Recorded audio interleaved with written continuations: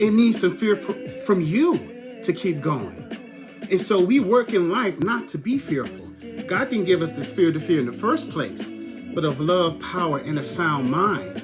And a lot of us don't pay attention to this actual element of fear in our lives. We just walk around being fearful. We don't stop and say, wait a minute, I'm afraid of everything. Wait a minute, I need to work on this fear that I have. I need to face my fear.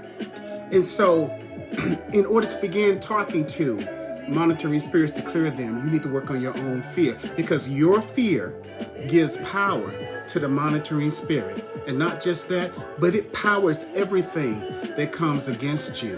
Is your fear powers it. In a feedback loop, which we won't talk about today, but the feedback loop is this. For a second, we'll talk about it. The feedback loop is this.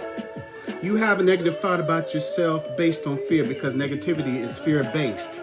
And you have this negative thought about yourself based on a fear about something, and it gets put out, and the monitoring spirit catches your thought or your negative fear, or your fear, which is powered by negativity, and negativity powered by fear.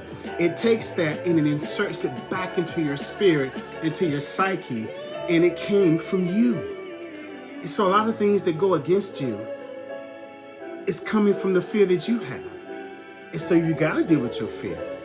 So fear gives power to monitoring spirits, and it can go as far as this. Sometimes we are afraid to not hang out with the people who we know good and well are no good for us because of fear. I was younger and had this issue. There was a group of friends who I knew I had no business hanging out with, but I couldn't say no to them at the same time. And I was like, why is it that I keep hanging out with